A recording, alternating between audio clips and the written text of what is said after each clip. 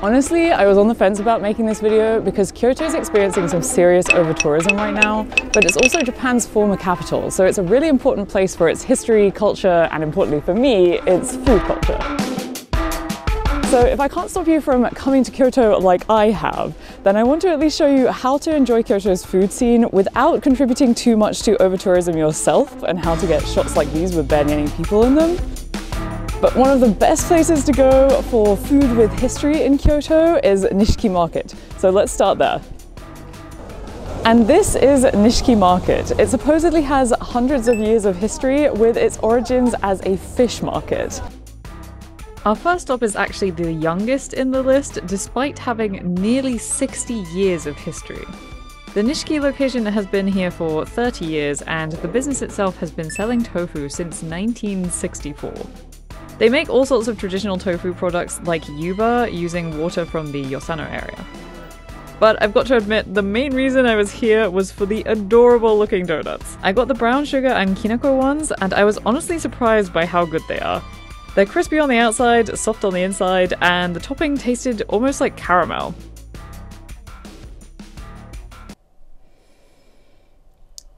Okay, so now that I have been there, as a travel writer, I cannot recommend that you go there because it is just so crowded.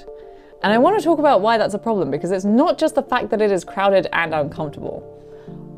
But I'm torn because I also know that there are a lot of places that have hundreds of years of history. So what I'm gonna do is I'm gonna speed run the rest of the places that I went to, and then we're going to talk about how they were directly affected by over-tourism.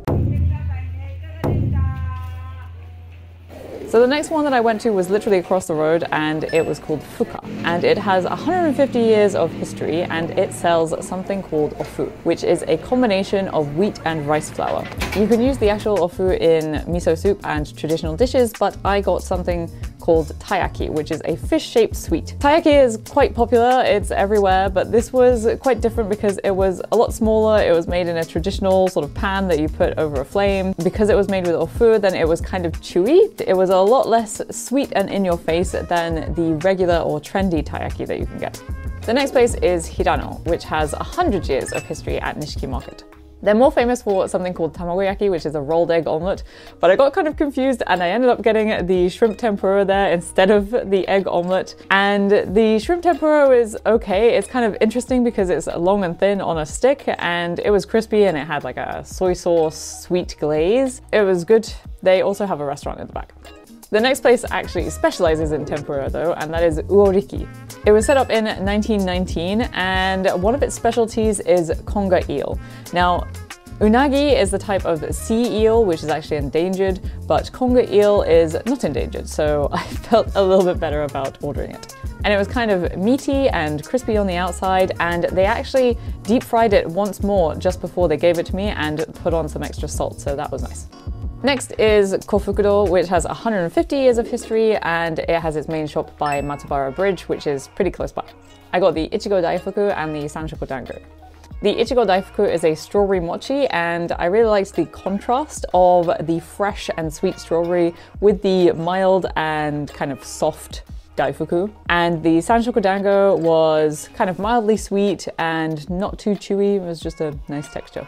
And the last place is Watahan, which has 120 years of history as selling seasoned and prepared fish, as well as just wholesale fish. Honestly, I really should have got the sashimi. I don't know why I got the fried thing again. I think I thought that that would be better for the video, but I ended up getting the fugu karage, which is deep fried puffer fish.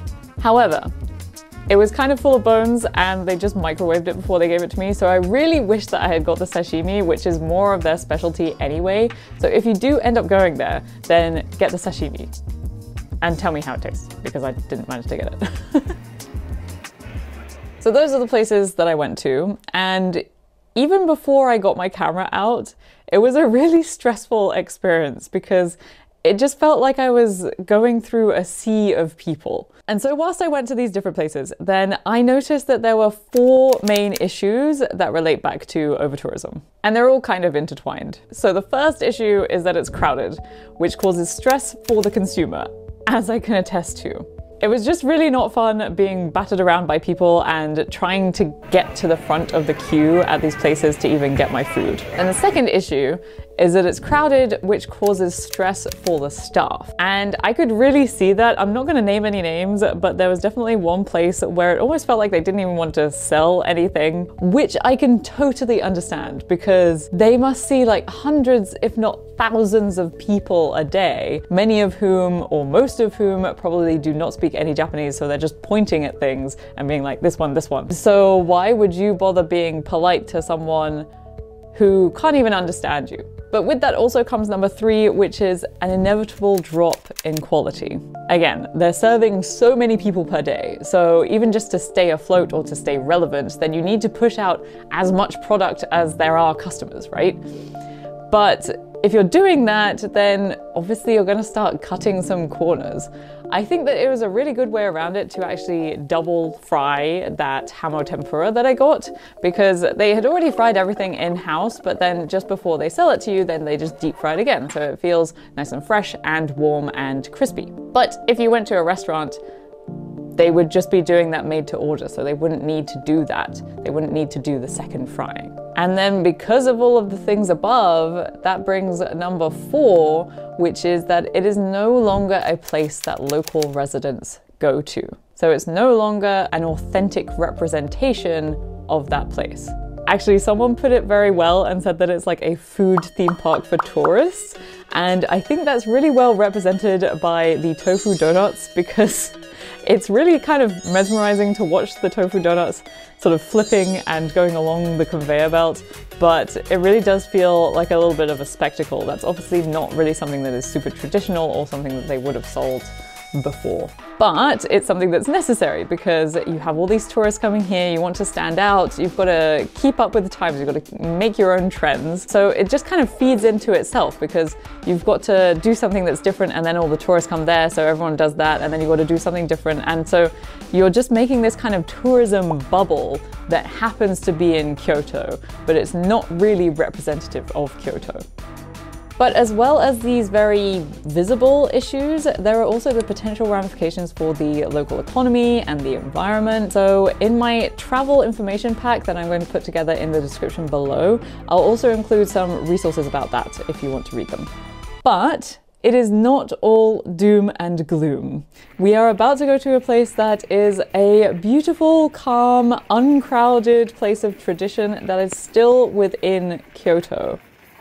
But I know that one of you watching out there is still going to want to go to these central Kyoto places, and you still can do that whilst lowering your impact on overtourism. So here are a couple of tips that I will go into more detail about in my information pack, but that is starting with come to Japan and come to Kyoto off-season. That means don't travel during cherry blossom season. The next is to visit places at less busy times of the day.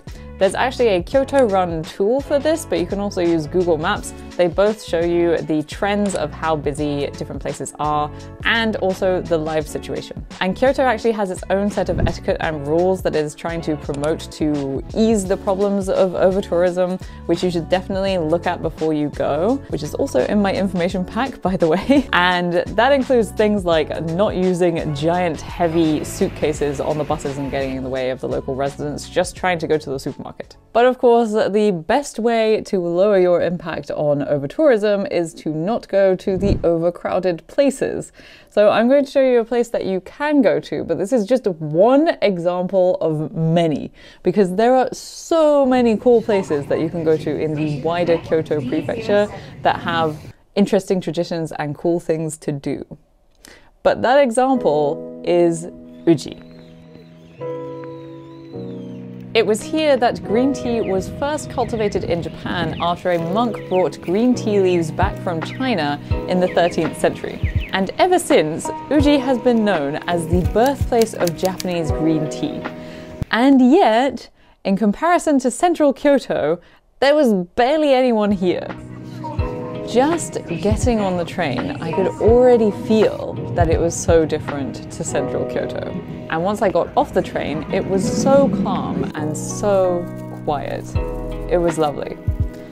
It was more just like a normal Japanese road as opposed to the stereotypical or traditional roads of Sannenzaka, for example.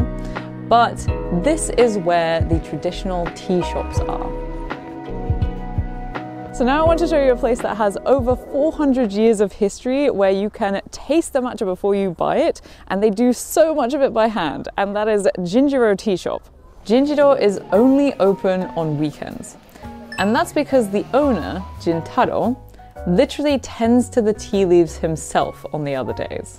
And this is one of the most unique shops I have ever visited. When I got there, there was another couple who were visiting from Europe, and they'd already been there for about an hour, and they stayed for another hour whilst I was there, just chatting to Jintaro. Jintaro happily explained to us that in the old days, you could go to various different tea shops and try out all the teas before committing to buying it. So that's the way that he still does it, letting you taste each tea and explaining the different flavors and what they go with. There are so many different types of green tea that it would probably need an entire separate video just to go into some of them. But for example, there are things like tencha, which is the whole leaves, and then there's matcha, which is the powdered leaves. And within those, there are loads of different types as well. And they actually taste quite different when you try them side by side like this. For example, some of them taste quite mild and don't have much of an aftertaste, and some of them are really quite umami and savory. I ended up getting this one, which is a sotencha, which is the stems and tea leaves, because it tasted really quite savory. And so I thought it would probably go with my procrastination savory snacks throughout the day. But that was after trying so many other types.